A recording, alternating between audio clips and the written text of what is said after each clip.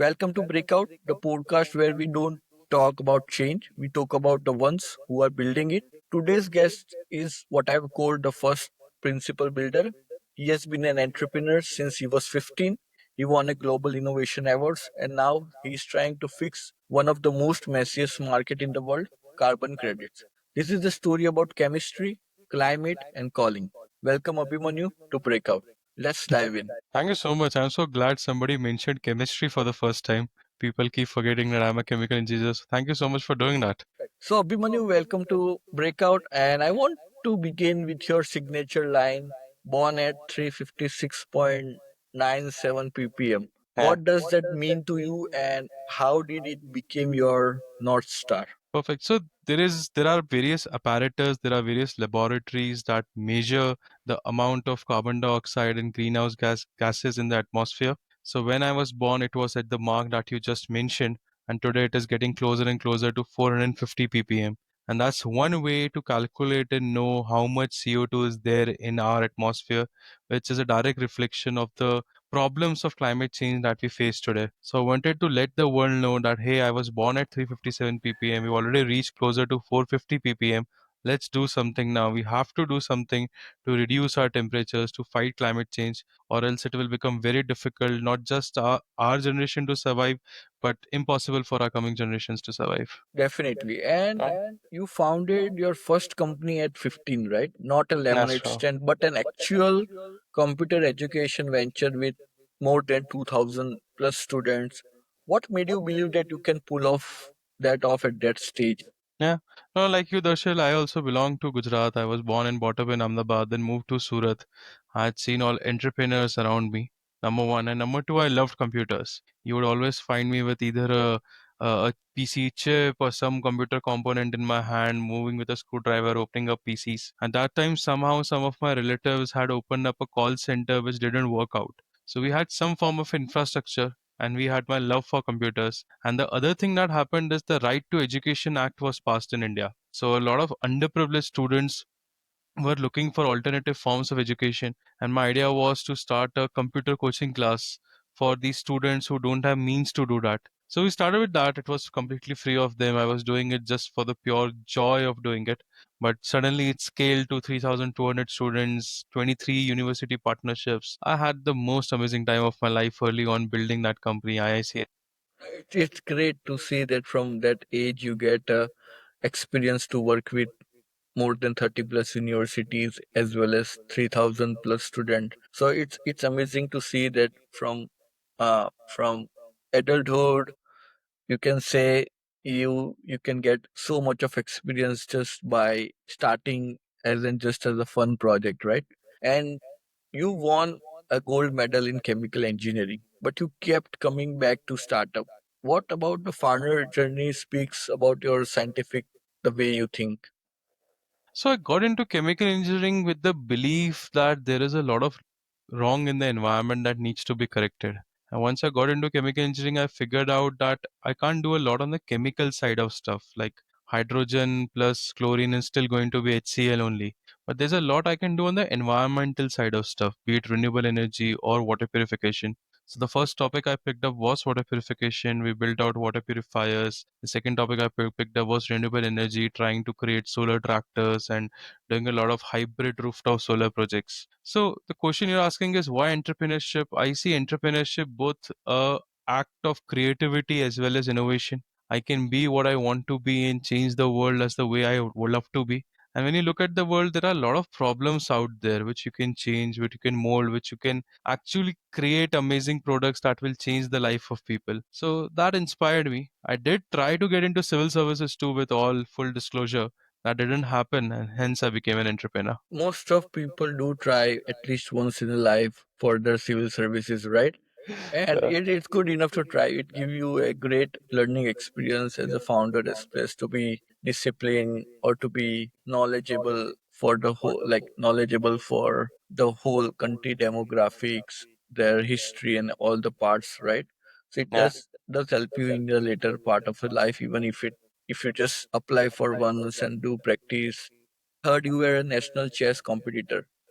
Does that strategic mind show up in how you build companies? So chess has been both integral to my life as well as the business strategies that we make today. Yes, and nowadays there are lots of more empowerment towards the chess, right? Before there was not much Yeah. players coming out of India, right? Now there are lots of players, tournaments on going on, competition going on that encourage people who are looking to go ahead and pursue their career in chess as well. And Yeah. before RenewCred, you built Vardhan, a solar water purification that requires zero maintenance for 10 years. Where did that idea came from, and what problem were you really trying to solve with that? Yeah, so India being a country of 1.3 billion people, 75% of the people still don't have access to clean drinking water. And of the remaining 25% that have access to it, 70% get access from contaminated water sources. In India, every day, 32,500 people, and this is a parliament number, this is not my number, reported that 32,500 people suffer from one or the other waterborne diseases. So the problem is greater than COVID. We're just not solving it. And we do have a lot of work both on the policy level as well as the public sector level that's happening with water. You have the Har Ghar Nal Se Jal scheme, but that will provide water to households, not purify it. And that is how we started this company, Sustainable Livelihood Initiative India, me and my brother. And we started working on the water purifier called the Vardhan water purifier. Also, water purification techniques in India, mostly RO. For every liter of water purified, 3 liters of water is wasted. So you are Yes. wasting a lot of water in a country that just doesn't have water. We're a water scarce nation. So we built a system that doesn't require energy, doesn't waste water, is great enough for domestic uses. Now that we wanted to be a D2C company, we couldn't raise funds because hey, VCs look at water as not a private sector problem but a public sector problem. Deep tech startups way back in 2016 were not supported. I'm so glad they're supported now. So we became an IP play. Our IP is being used, our patents are being used by other companies now. It's good to hear that back in the time where there was not much greater ecosystem for the product, or water is not being considered that much cool, right? Sure. Because there was always like a tech or fintech or marketplace or ecosystem people were or the investor were referring that too much startup to try it out on, rather than support environmental or climate based venture back then. But now the ecosystem has been built, and people know this is a major problem that need to be solved for a country like India, right? True. And True. winning the Mohammed bin Rashid Global Water Award is huge, right? So what did that moment mean to you personally and professionally that impacted you? That was amazing in two sense. One was that it took us about 8.5 years to build the system, so it was a lot of work that went into creating the system. B was awards like these are a reflection of the hard work we have done, but also an understanding of the other cultures and the problems beyond India that other people also face. So we met when while we were receiving the award, we were hosted by the government of UAE, by the Sheikh of Dubai in Dubai for about 6-7 days. We met a lot of amazing people from across the globe. It was surreal. It was amazing. It was a lot of learnings involved with it. And like I said, it's a reflection of the work we have done so far. So it's great to achieve that award, to grind for the 8 years, and then you get the recognition you need, and Yeah. selected you for the work you have done. So it's quite impressive to keep working for that like last 8 years and never giving up, and always continue to build for the impact and for the ecosystem. So let's talk about the beast, the renew cred, right? The carbon market. Everyone is calling it a mess, the Wild West, right? What's broken in your view, and why do you think you could fix it? So before we get to that, we need to understand a few basic concepts. Number one is money can't solve all our problems, but it can perhaps help solve our climate problem at least. That's how I view it. Now, what's a carbon market in the most simplest terms? And we're talking about the voluntary carbon market or carbon projects over here. Somebody who's doing good for the planet. It could be setting up a forest, doing solar energy, setting up EVs. They produce what are called carbon credits. Now, one carbon credit is equal to 1 ton of CO2. Now, there are on the flip side, there are buyers of credits. These are larger corporations that want to offset their emissions and reach what is now called net zero. Now, between this buyer and seller, there are parties whose work is to verify and authenticate whether the credits that were produced were genuine or not. And these are technically called standards and registries. So sounds very simple. Simply pay for the projects that are saving the world, and there you go. There is no climate change. I wish it was so simple. There are three, four big problems. The first is the verification of these projects is somehow super corrupt. The verifiers are not always the most genuine enough. Like if I set up a forest, 3 years later there's an apartment over there. So this is a big problem, especially in a country like India. Or cook stove projects, one household gets five, six cook stove and they use none of them, and all of them are Hmm. generating carbon credits. The second problem is that nature-based projects, that is setting forests or saving mangroves, the authenticity is not 100% real. Like if I set up a forest with 100 trees, I don't know the quality of soil, I don't know the quality of seed. I can't put an IoT inside a tree and get live data how much CO2 is stored. The third problem is today, if you want to enter the carbon market, it is the project developer who has to pay the fee, or the supplier of the credit. Now it's so counterintuitive. I'm the one saving the climate, and I'm the one who's paying for carbon credits. Makes no sense. And finally, the market is super transparent. Nobody knows who to go, at what price is the carbon credit being sold, how to actually get into the market. At least in India, nobody knows. So what we are doing? We are one of India's first and Global South's earliest standard and registry. We work with, as we speak, 90 scientists now in expanding our scientist base. The 90 scientists write the most rigorous algorithms and standards and methodologies to calculate how many carbon credits every project is issuing. So we let the buyer know, hey, what we are doing is real, it's not greenwashing.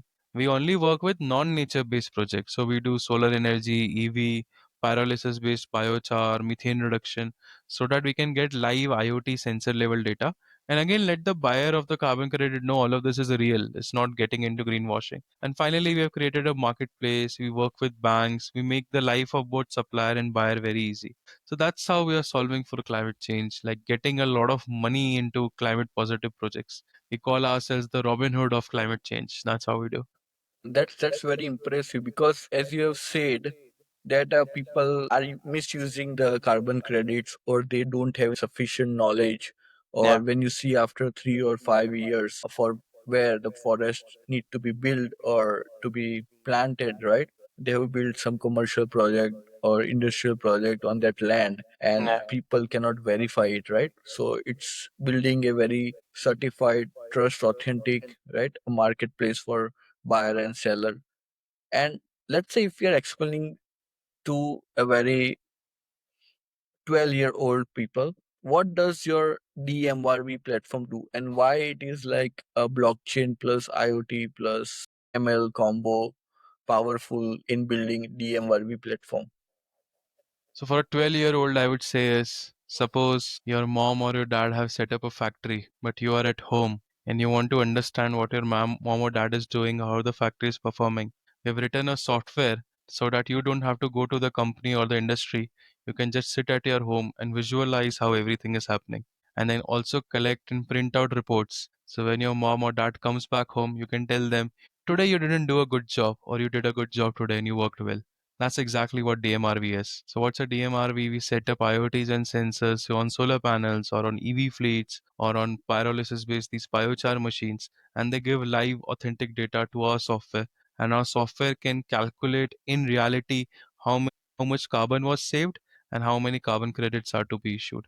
And that is why this is super critical. Yes, yes, definitely. It is critical that they will be able to get authentic and trusted data with the DMRV platform using this all blockchain plus IoT plus machine Exactly. learning with the data True. you have trained.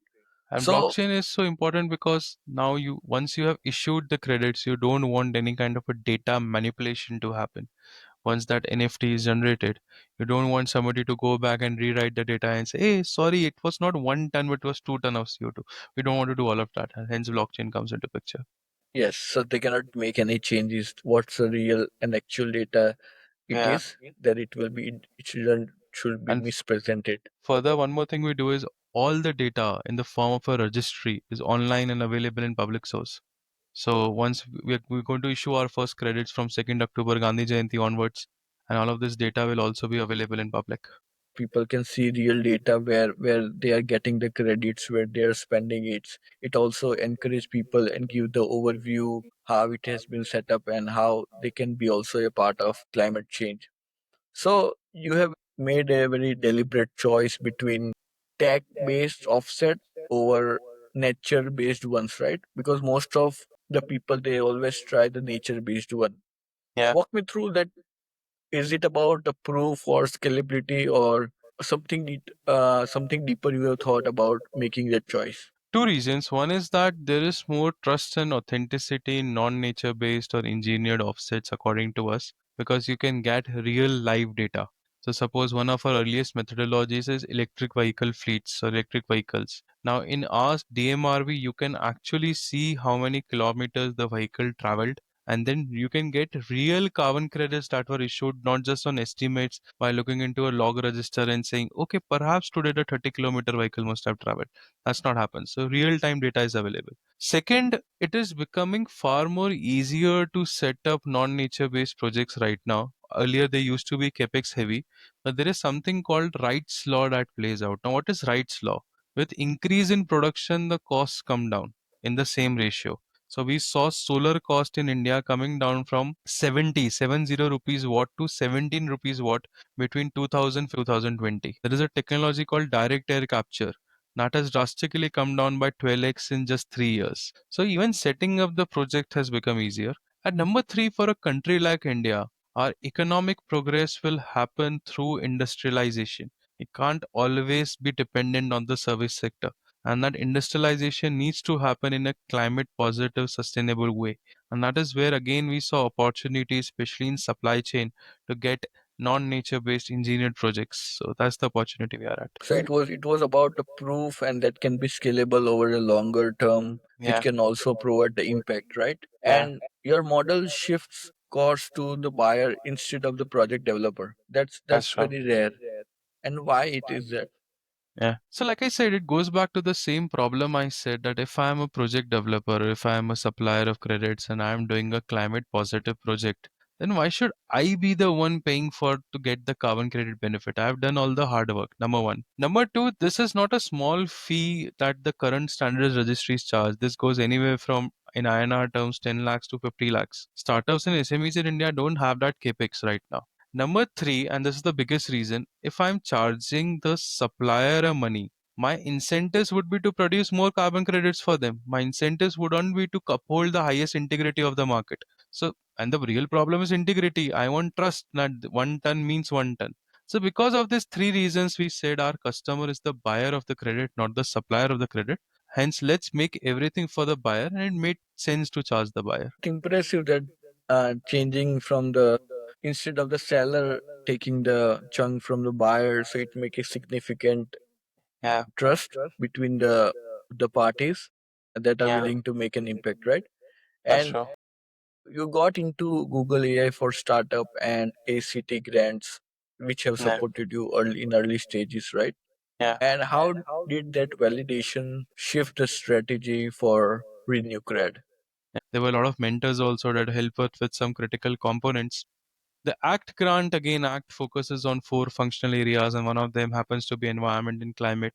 So the ACT grant is helping us build out the technology or the DMRV for first four use cases: EV fleets, biochar, solar energy, and compressed biogas. So between August to December, every month we are going to launch one DMRV. So the ecosystem support, especially with regards to climate, has been amazing, and we are just capitalizing on all of the support that we have. It's quite good to hear that ACT grants are supporting the startup, as because you have said back in 2015 or 2016 there Yeah. was not much ecosystem that who were Yeah. coming out for climate tech startup to help out, right? Now there are Yeah. grants and funds available for climate tech Yeah, like startups in when I India. started in 2008, and this was the EdTech startup that we spoke about earlier, I had no Yes. idea what startup is. I heard the term startup for the first time in the end of 2014 when my college was ending. And I was like, oh shit, I scaled my startup to 3,200 students and I had no idea what startups are.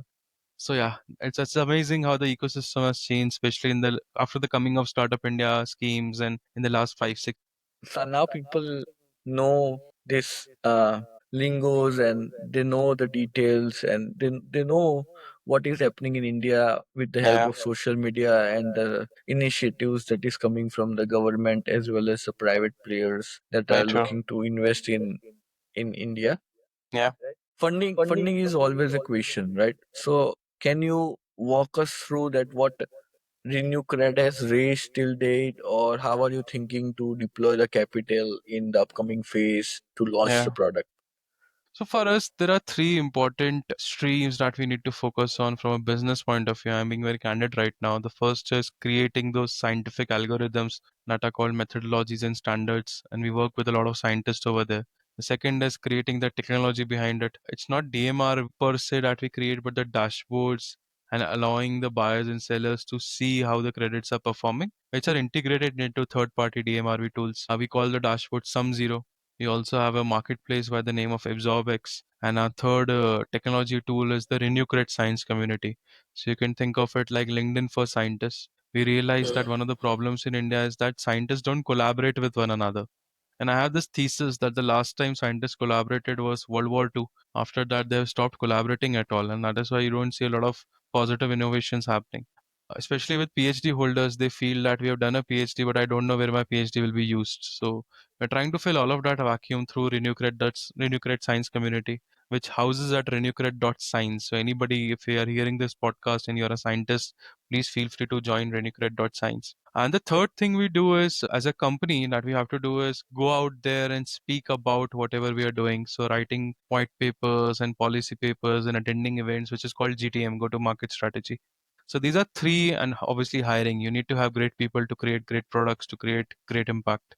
So four areas is where the funds will be utilized. We are in the middle of a 500,000 seed raise right now. Looking good, doing good. We are at the verge of closing the round. So that's what's happening. We started the round again with the Startup India Seed Fund scheme.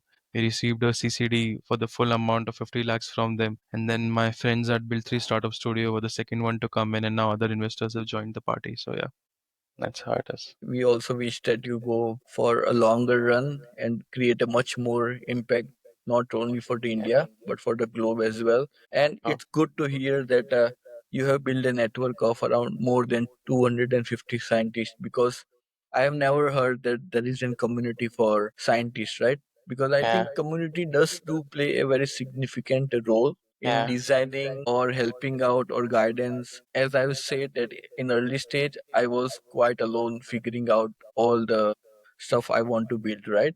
But if yeah. there was a specific community that is just built for early stage founder or the first time founders, it might give you a great help or a right direction where you can work out in a terms which can reduce the time of the learning experience and can do the more on-hand experience, right? So it was quite helpful that you're building a community for scientists. Please do check it out, renewcred.science, and be a part of it. And Perfect. 5 years now from now, if you see renewcred success beyond your wildest dream, right? What does it will look like for the world and for you? So in the next 5 years, we plan to issue through RenewCred at least 1 million carbon credits, which is equal to 1 million CO2 either removed or reduced from the atmosphere. That's our impact. One. Number two, we would also like to assist at least 5,000 projects getting some kind of sustainable financial assistance from us through our banking network partners that we have. Number three is the scientists themselves, because these scientists are looking for opportunities. They're looking for some kind of means of showcasing their work. So we plan and we measure all of this. We want at least 500 of these scientists to have some tangible output of their work happen. And then there are some SDGs that we follow, the Sustainable Development Goals. We keep a track of them, or what are the social co-benefits our products, our projects are generating, and how are we positively changing the world, either through livelihood. So I spoke about the EV project, and now EV fleets will have EV drivers, which are paid more than the normal drivers. So did their income increase? Because of their income increase, that their families were felt better. If you're doing a water project, and because of the carbon credits impetus, the water project was able to increase its geographical area. So were we able to provide more cleaner water to more number of people? Same with air, same with biochar, same with solar. So that's what we are tracking, and that's what we plan to do. That's a big hairy audacious goal, as Jim Collins calls it. That's pretty amazing that in future if you do integrate the drivers and in another way in all the field what you mentioned, the water, the solar, the biochar plant, right? It does people to make an initiative to contribute to the global warming that is happening, right? It helps us to contribute to the carbon offset that they want to be a part of, right? And that's how you can start with like It was amazing to see that there will be a driver who will be paid more, right? If they are Yeah. using EV vehicles, it gives them the initiative as well to change it from a normal vehicles to EV vehicles and start Yeah. setting up their carbon offsets footprint, right? And you post about hiring scientists, and it sometimes gets viral as well. What does that tell you about the mindset shift in talent towards the climate work? No, I think the last 3 years there's a big drastic shift with people wanting to work in schematic areas of climate and environment, which is both good and bad. And I will tell you why it's good first, because the same viral post that you spoke about, we were hiring scientists, and my hypothesis was at the max 70 people will apply. Within 3 weeks, we had 1,624 applications just from one LinkedIn post. And we ended up interviewing about close to 700 scientists to build a community of 250, of which 90 are active right now. So, and 86% of them are PhD holders, 68% women, a lot of women who hold PhD and who are willing to come back to work right now. And just the experience of talking to them was amazing, knowing their journeys, knowing their work, knowing the impact that they're creating. And every night I used to go to my bed and I would connect these dots. Okay, this person needs to work with this person, and this used to happen.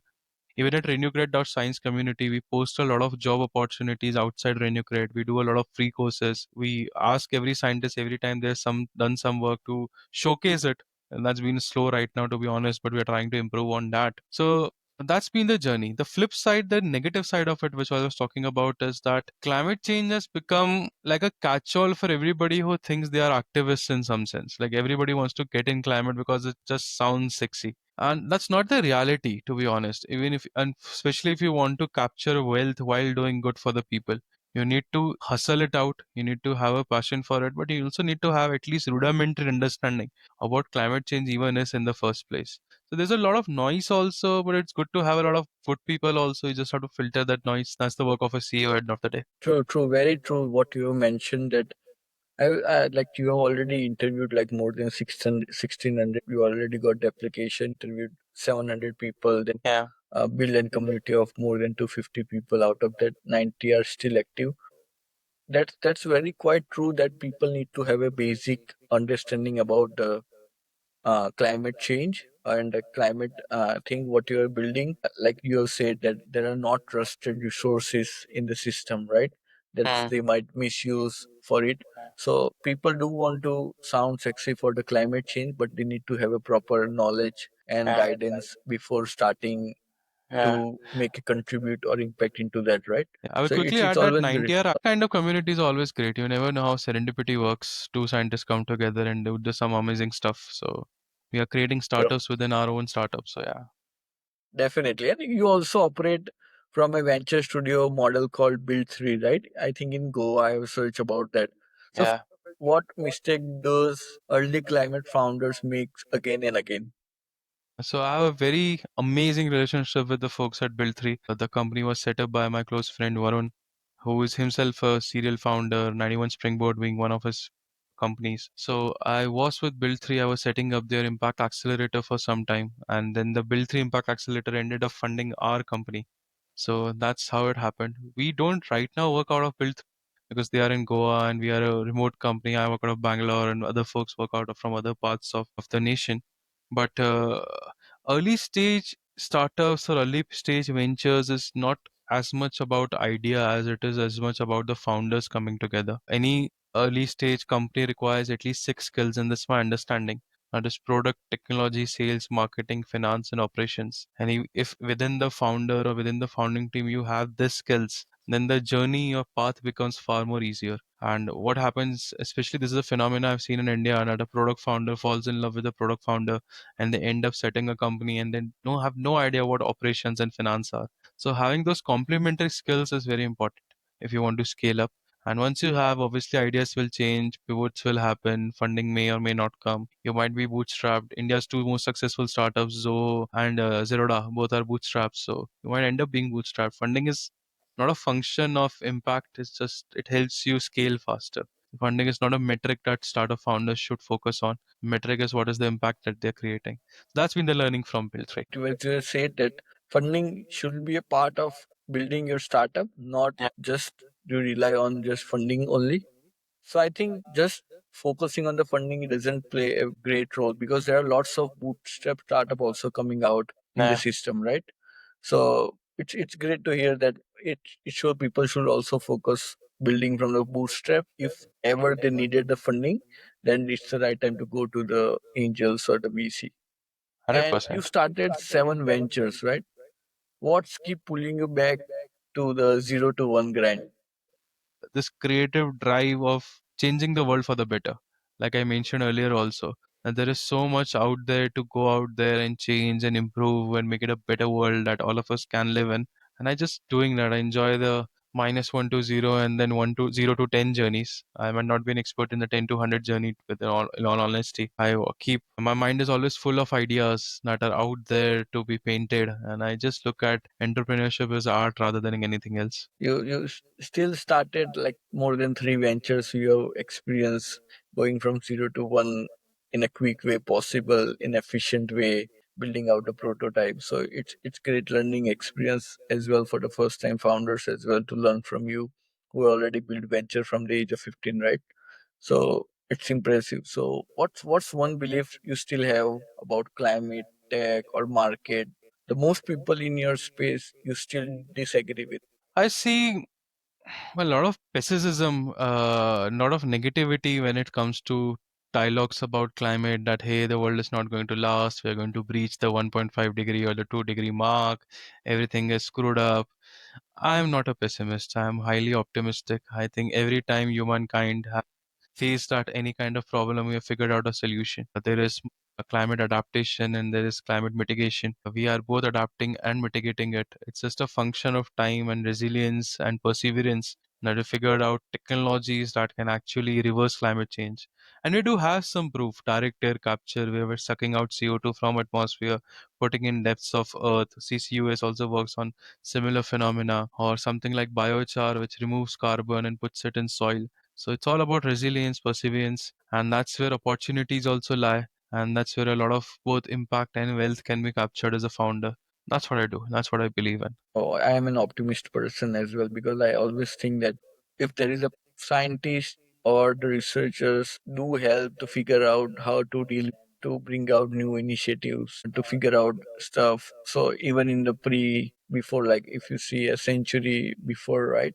There were problems that has been solved. There has been revolution that has been made in terms of medicine or health or transportation or technology, right? So in same way, if we are facing problem in the climate or transportation or other things, there will be people who are coming up with different solutions, initiatives, or a way to figure out the things, and that will go keep on improving as they keep building it out, and eventually something always works out. That's what I always believe in.